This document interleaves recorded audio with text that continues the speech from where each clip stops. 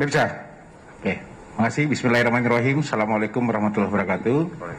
Yang saya hormati Pak Dir Krim Polda Metro Jaya, Pak Kapolres Jakarta Utara, teman-teman media. Siang ini saya akan menyampaikan ada 5 pengungkapan dari Dirkrim Polda Metro Jaya dan jajaran Polres.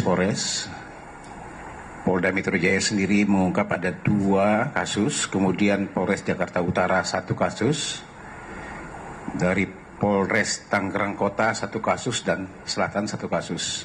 Kita ketahui bersama bahwa sejak tanggal 3 kemarin, PPKM darurat telah diberlakukan, operasi Aman Nusa 2 lanjutan dengan kekuatan personil kemarin 1.500 anggota kepolisian.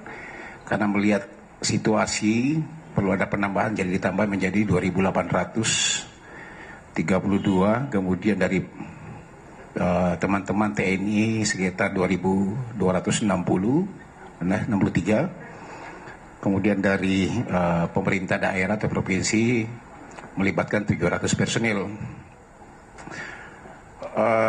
Ada 3 hal yang memang menjadi krusial di sini. Yang pertama, sesuai dengan kebijakan pemerintah melalui instruksi Mendagri, ada beberapa pembatasan-pembatasan yang dilakukan untuk berupaya mencegah terjadinya penularan COVID-19 ini. Ya, kita ketahui bersama bahwa Indonesia ini sudah cukup genting sekarang ini dengan pertambahan positif rate yang ada setiap hari bertambah, yang meninggal juga bertambah.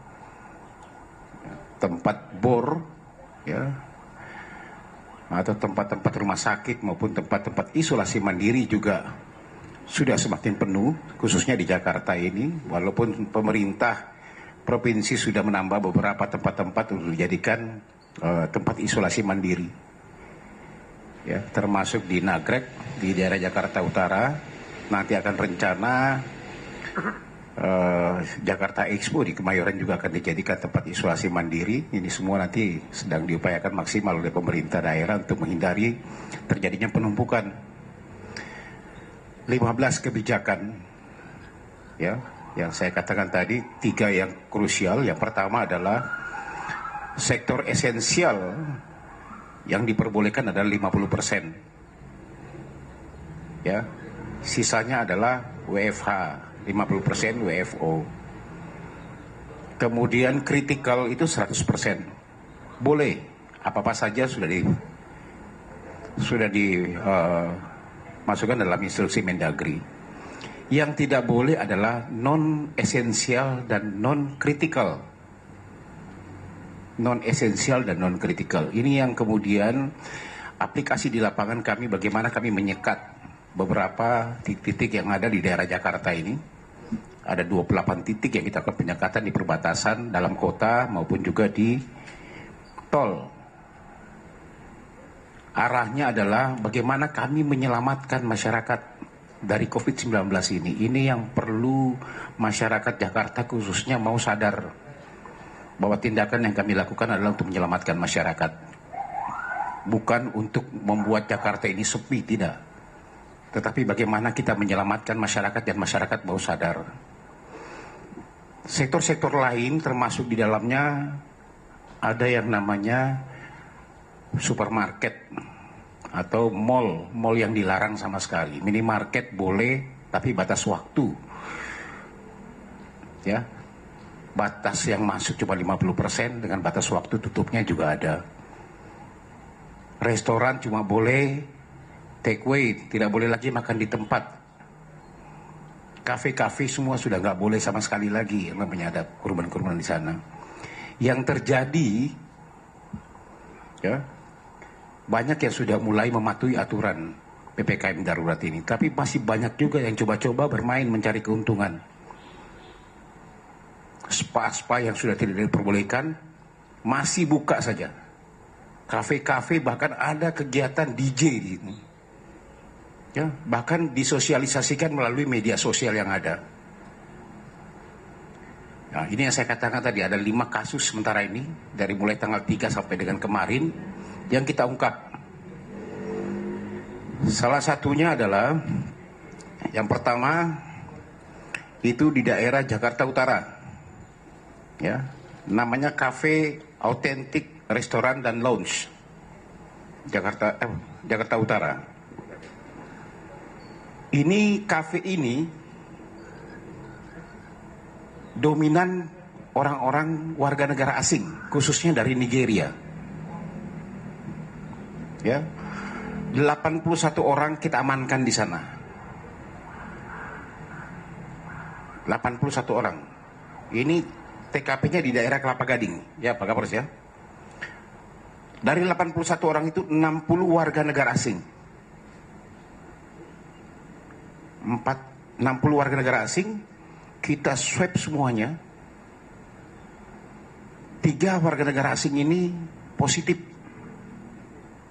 Kita PCR pun sama, reaktif dia, COVID-19.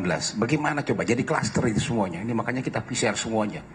Para pengunjung-pengunjung yang ada 81 orang itu. 1 orang kasirnya, ini juga sama, reaktif.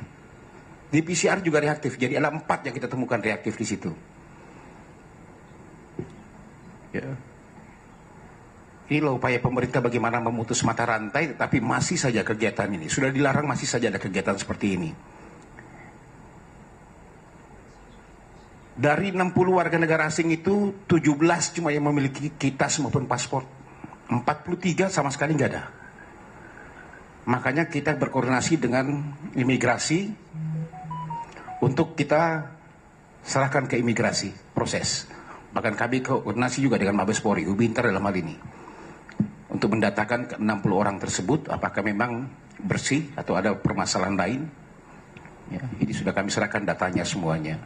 Sementara yang 4 reaktif tersebut sudah kita titipkan ke tempat isolasi mandiri Nagrek, Cilincing, Jakarta Utara, untuk dilakukan pengobatan. Sisanya, ya, ada beberapa kita jadikan tersangka, masih kita proses sementara ini, karena kita kenakan di sini di Undang-Undang Nomor 4 tahun Undang-Undang Nomor 4 tahun 84 tentang wabah penyakit. Ancamannya memang 1 tahun penjara dan denda 100 juta. Ini yang di Jakarta Utara, ya. Sementara 81 orang masih kita lakukan, yang masih ini kita lakukan pendalaman. Kami masih mengejar terus apakah kemungkinan masih ada tempat-tempat yang lain di sekitar situ. Ya. Kemudian yang kedua di daerah Jakarta Selatan,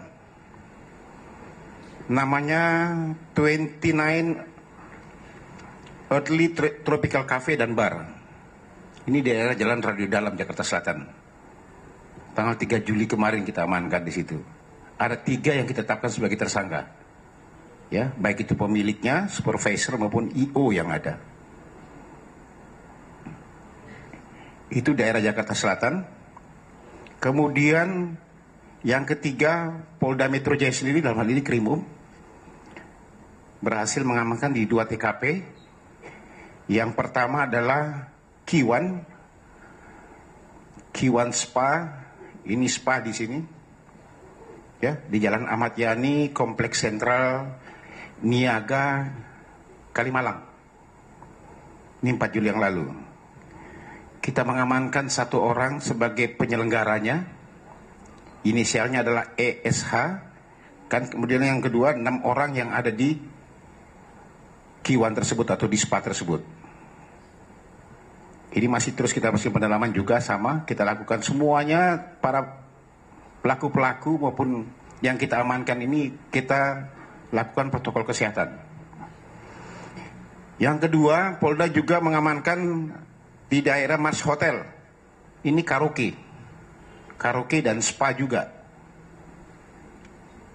Jalan Margaguna di daerah Pondok Indah, Jakarta Selatan. 1 orang SE sebagai penanggung jawab, inisialnya SE, dan 9 orang yang ada di tempat tersebut itu sudah kita amankan. Ya. Kemudian di daerah Tangerang Kota, satu kafe namanya Cafe Tech Coffee di Jalan Cokro Aminoto, daerah Larangan, Kota Tangerang. Ya, ini kita mengamankan satu orang, sekarang kita sebagai tersangka.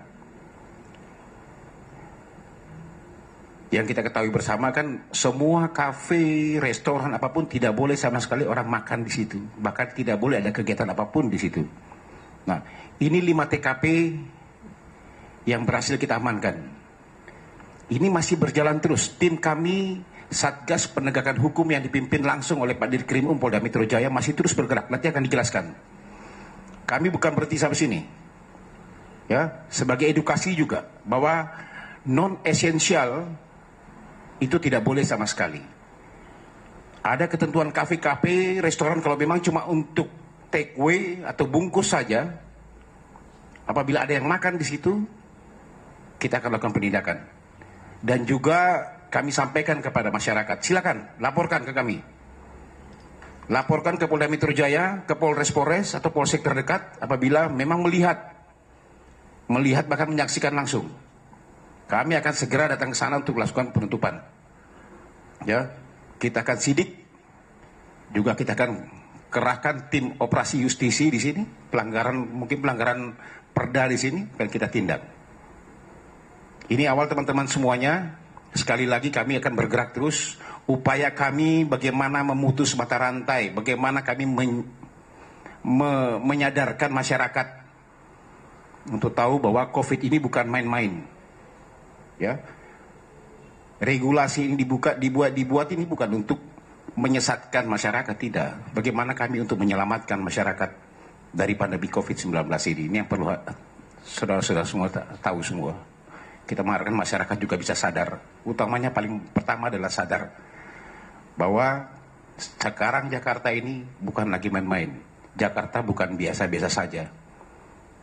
Ya, kita harus betul-betul patuh dan taat terhadap aturan yang ada, terhadap kebijakan pemerintah untuk memutus mata rantai penyebaran COVID-19. Ini awal dari saya, terima kasih teman-teman.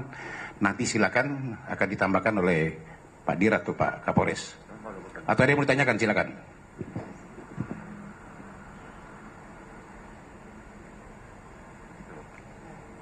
Ada, silakan.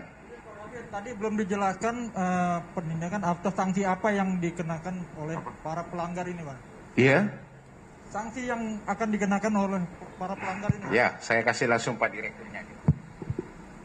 Satu lagi, tadi ada pertanyaan biar sekalian. Boleh Bang ya? Silakan. Pak Rasdiri TV One, untuk soal penutupan restoran ataupun juga kafenya nanti akan diberlakukan sampai berapa lama? Apakah setelah PPKM darurat ini selesai pun juga akan tetap ditutup? Jangka waktunya seberapa lama? Terima kasih. Satu lagi. Nih Pak Dir, tapi di depannya itu ada polsek, bukan polsek ya Pak? Pospol. Tapi seakan nih anggota nih membiarkan aja nih Pak Dir. Ini gimana untuk anggota sendiri Pak Dir, kalau ada yang begitu Pak Dir? Baik rekan-rekan sekalian, terima kasih Pak Kabid, Pak Kapolres Jakarta Utara. Yang pertama yang perlu dipahami, yang ingin saya sampaikan adalah bahwa upaya penegakan hukum yang dilakukan oleh jajaran Polda Metro Jaya bersama Satuan Kewilayahan adalah untuk menjamin bahwa pelaksanaan PPKM darurat itu dipatuhi. Untuk menjamin supaya itu terpatuhi. Kalau itu terpatuhi, maka penanggulangan COVID diharapkan dapat bisa tuntas. Itu maksud tujuannya. Jadi tujuan yang ingin dicapai adalah untuk menjamin bahwa PPKM darurat bisa berlangsung sebagaimana mestinya. Karena apa? Karena penetapan PPKM darurat itu sebagai salah satu upaya penanggulangan terhadap COVID yang tujuannya masyarakat jadi sehat seperti tadi yang disampaikan oleh Pak Kabid Humas. Balik kepada pertanyaan pertama tadi, apa sanksinya? Yang penegakan hukum dilakukan dengan dua cara. Yang pertama adalah operasi justisi yang dikembangkan nanti bersama Satpol PP dan juga Satuan Sabara. Yang kedua adalah penegakan hukum dalam arti penyelidikan dan penyidikan tindak pidana. Apa yang nggak boleh diterapkan di sanksi apa? Sanksinya kita punya undang-undang namanya Undang-Undang Penanggulangan Wabah Penyakit. Di dalam pasal 14 disebutkan di situ bahwa siapa saja yang menghalang-halangi penanggulangan wabah penyakit maka bisa dipidana, dapat dipidana. Itu barang siapa yang inti masalahnya adalah siapa yang menghalang-halangi penanggulangan upaya COVID. Apa saja sih yang penanggulangan COVID itu? Penerapkan PPKM darurat merupakan salah satu dari upaya penanggulangan. Lalu apa yang diatur di dalam PPKM darurat tadi sudah dijelaskan secara detail oleh Pak Kabid Humas, saya tidak ulangi lagi. Ketika itu dilanggar, maka merupakan bagian daripada menghalang-halangi upaya penanggulangan. Kalau menghalang-halangi penanggulangan berarti terpenuhi unsur pasal 14 di dalam undang-undang itu. Itulah yang kemudian diterapkan di dalam upaya penyelidikan dan penyidikan. Kemarin hari Sabtu dan Minggu kita dapatkan 5 TKP dan saat ini masih terus berlanjut. Yang nggak boleh juga tadi disampaikan adalah kantor tempat bekerja yang non-kritikal dan non-esensial. Kalau kemarin memang tutup karena Sabtu Minggu. Saat ini juga kita akan lakukan patroli dan mengecek apakah itu dipatuhi atau tidak. Kalau tidak dipatuhi maka akan saya terapkan pasal 14 ini Undang-Undang Wabah Penyakit terhadap yang bersangkutan. Karena apa? Karena sudah menghalang-halangi upaya penanggulangan wabah penyakit. Apakah iya wabah penyakit itu sekarang ada? Sudah ada Kepresnya, sudah ada instruksi Menteri Kesehatannya, sudah diterapkan oleh instruksi Menteri Dalam Negeri yang boleh dan yang tidak boleh. Yang melanggar itu berarti menghalang-halangi upaya penanggulangan. Itulah maka kita terapkan kepada pasal Undang-Undang Wabah Penyakit. Itulah sanksinya. Kemudian yang kedua tadi terhadap pedagang asongan dan lain sebagainya, bagaimana tindakannya? Di situ ada apakah termasuk ke dalam kritikal? Boleh nggak? Warung boleh buka? Boleh. Yang tidak boleh adalah makan di tempat. Kafe boleh buka? Boleh. Nah yang nggak boleh buka itu kafe. Yang tidak boleh itu adalah spa. Spa kritikal dari mana? Di situ disebutkan kritikal. Nggak boleh karaoke, nggak boleh. Apalagi pijit, mana ada pijit jaga jarak, nggak ada. Pasti menyalahi ketentuan itu. Itulah makanya, tetapi ini 5 yang saat ini sudah jadi dan akan terus. Saya berharap kepada pelaku usaha di bidang ini tidak melakukan ini, tutup penegakan hukum itu adalah merupakan salah satu untuk menjamin. Kalau itu sudah berjalan dengan tertib, bagus. Supaya penanggulangan ini bisa berjalan efektif. Tadi pertanyaan yang itu apa ya? Penutupan kapan? Kenapa dia ditutup? Karena diberlakukan PPKM darurat. Kapan dia bisa buka lagi? Kalau PPKM darurat dicabut.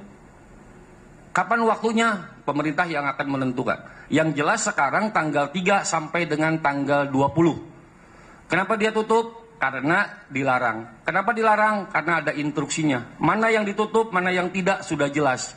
Jadi kalau masyarakat penyelenggara usaha tidak tahu, diberlakukan ajas hukum namanya fiksi hukum.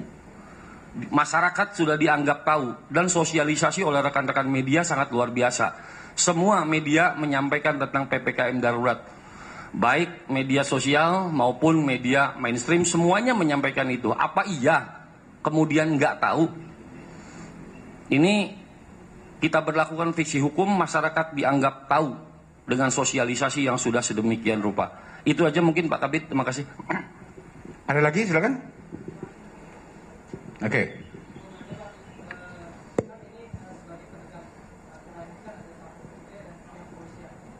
Bagaimana koordinasi antara Satpol PP dan kepolisian ini agar tidak terjadi tumpang tindih Pak dalam penegakan aturan sehingga ini ranahnya polisi.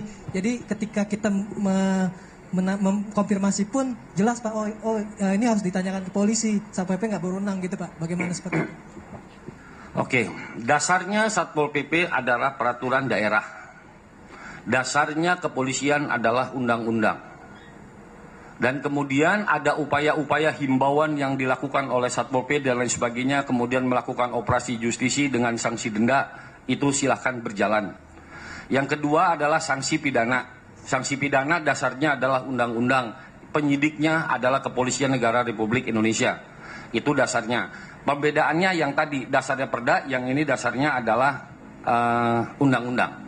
Terus yang kedua, bagaimanakah bila seperti yang sekarang ini, kita akan sampaikan kepada yang berwenang bahwa yang bersangkutan melanggar PPKM dan sudah dikenakan. Sedangkan sanksi administrasi dan selanjutnya seperti misalnya pencabutan izin dan lain sebagainya itu bukan kewenangan dari pihak kepolisian. Silakan nanti aparat yang berwenang akan mengambil tindakan tegas dengan dasar bahwa unsur pidananya di kepolisian sudah kita tetapkan. Itu aja, Pak Kabid. Makasih. Jelas ya? Oke, yang lain silakan. Cukup? Udah jelas ya semua ya? Intinya bahwa ini masih terus kita lakukan sampai dengan tanggal 20 nanti. Ya. Jadi Satgas Gakum, di dalam Satgas Gakum itu ada penegakan hukum yang dilakukan oleh kepolisian, kemudian ada juga operasi justisi yang tadi ditanyakan oleh Pak Adi tadi, ya. Operasi justisi ini terus masih berjalan. Sudah berjalan sejak 4 September tahun 2020 yang lalu, terus masih kita lakukan. Dasarnya adalah peraturan-peraturan pemerintah daerah yang ada. Yang dikedepankan adalah teman-teman dari Satpol PP untuk operasi justisi. TNI, Polri mendampingi karena menggunakan dasarnya adalah dasar peraturan daerah. Kalau penegakan hukum yang disampaikan tadi lepas dari Krimum, itu adalah undang-undang. Penyidiknya adalah Kepolisian Negara Republik Indonesia. Terima kasih teman-teman semuanya. Sekali lagi, ada yang mau tambahkan mungkin Pak? Terima kasih. Assalamualaikum. Mau tambah lagi? Tanya lagi? Boleh. Menjelaskan bahwa yang di belakang ini siapa aja Pak? Ini ada banyak juga mungkin pelanggar PPKM darurat dan ada yang oranye 2 ini. Oke. Wah, ini. Saya sudah katakan tadi dari 5 lokasi ini ada beberapa yang kita amankan, baik itu pengunjungnya juga, kemudian juga ada pengelolanya, ya, pengelolanya. Ini yang kita lakukan penyidikan terhadap para pelaku-pelaku ini. Memang kita amankan semuanya. Kami nggak bisa hadirkan semua ke sini, karena kalau hadirkan nanti masalah protokol kesehatan lagi, ya. Karena tersangkanya Jakarta Utara saja yang diamankan saja Jakarta Utara saja 81 orang. Saya sampaikan tadi 60 adalah warga negara asing, sisanya warga negara Indonesia. Ya, oke cukup. Makasih. Assalamualaikum warahmatullahi wabarakatuh.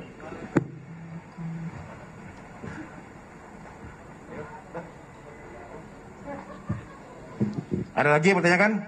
Cukup. Tentang apa Mas? Ya? Oke, saya tambahkan dikit, nggak apa-apa ya? Teman-teman semuanya, evaluasi hasil penyekatan yang kita lakukan dengan hari ketiga sekarang ini. Ya, sejak tanggal 3 kemarin, kemudian hari ini memang mobilitas cukup tinggi, karena Sabtu kemarin tidak ada yang kantor, Minggu tidak ada yang kantor. Kami sambil lakukan penyekatan, sambil sosialisasi juga kepada masyarakat, ya, tentang PPKM darurat, apa-apa saja yang kita lakukan, para petugas TNI Polri dan juga pemerintah daerah di sini, 28 titik yang kita sampaikan untuk kita lakukan penyekatan. Ada beberapa sektor yang boleh, sektor esensial dan kritikal yang boleh. Kalau kita bilang hitung kemarin, sebenarnya kritikal esensial juga cuma beberapa saja yang bisa, khususnya rumah sakit, itu kan gitu. Hari ini pun sama, evaluasi di semua titik masih banyak masyarakat yang belum mau sadar, belum mau ingat bahwa memang bahaya ini COVID ini. Sekali lagi, ya, saya sampaikan di sini, tolong. Kalau memang sudah non esensial tidak boleh atau ditutup, cukup dengan kerja di rumah saja, cukup kerja di rumah. kami temukan juga di lapangan tadi, masih ada beberapa perusahaan-perusahaan, warga-warga itu mengaku masih disuruh kerja oleh perusahaan-perusahaannya, yang tahu itu non esensial. Ya, segera laporkan ke Satgas. Apabila masih menemukan non esensial, ya dipaksa oleh pemiliknya atau pimpinannya untuk kerja. Padahal itu tidak boleh lagi. Ya, ini yang mengakibatkan banyak penumpukan. Ya. Tim Gakum tadi disampaikan Pak Dirkrimum akan terus lakukan patroli, akan ngecek langsung, akan memonitor langsung, menemukan perusahaan-perusahaan yang non esensial yang masih memaksakan pegawainya kerja, akan kita tindak, akan kita sidik. Ya, tadi sudah dijelaskan oleh Pak Dirkrimum dalam Undang-Undang Nomor 4 Tahun 86 tentang wabah penyakit, ada di pasal 14. Ya. Ini akan kita tindak. Jadi tolong sekali lagi, perusahaan-perusahaan yang non esensial atau sudah diatur dalam sektor non esensial, kalau memang sudah tidak boleh untuk kerja atau tutup 100%, cukup pegawainya WFH saja, jangan dipaksakan pegawainya untuk kerja. Ya, jangan dipaksakan. Kami akan tindak. Kami tidak main-main, kami akan tindak. Ini tegas kami sampaikan, karena masih kami temukan. Kemudian yang kedua, ada beberapa memang tempat-tempat. Jadi kendalanya tadi yang kami temukan di lapangan, kunjungan Pak Kapolda dan Pangdam langsung kemarin sama gubernur. Ya, yang pertama masih memaksakan dirinya, masih banyak warga yang memaksakan dirinya masih mau jalan-jalan. Padahal sudah kita sampaikan, sudah kita sosialisasikan beberapa penggalian, 28 titik, termasuk jalan tol. Yang boleh masuk cuma kritikal dan esensial. Yang terjadi hari ini, banyak saudara-saudara kita yang di sektor esensial yang 50%, kemudian di sektor kritikal terhambat oleh kendaraan-kendaraan yang sudah jelas tidak boleh untuk kerja atau dikasih libur khususnya untuk non esensial, memaksakan diri gitu loh untuk keluar, untuk masuk ke dalam Jakarta, untuk bermobilitas, sehingga terhambat. Banyak saudara-saudara kita sebagai petugas kesehatan yang harus kerja di di rumah sakit, juga petugas bank yang diperbolehkan, itu terhambat, sehingga banyak keluhan kepada kami. Ini jadi bahan evaluasi kami. Sekali lagi kami tekankan, ya, dua sektor itu yang diperbolehkan, sektor esensial dan kritikal. Yang non esensial sebaiknya tidak usah. Kalaupun ada pimpinannya atau perusahaannya yang memaksakan untuk kerja, segera laporkan. Kami akan tindak. Dan juga tim masih bergerak untuk mengecek. Kalau masih menemukan yang non esensial masih membuka, kami akan tindak tegas. Itu mungkin dari kami. Terima kasih.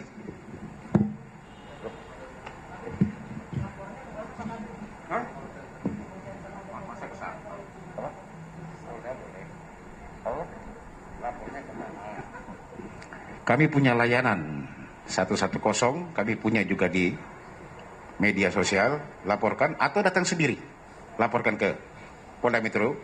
Juga di pemerintah provinsi sudah menyampaikan tadi, Pak Gubernur sudah menyampaikan untuk segera dilaporkan ke pemerintah daerah, akan dilakukan penindakan. Terima kasih. Masa kesehatan,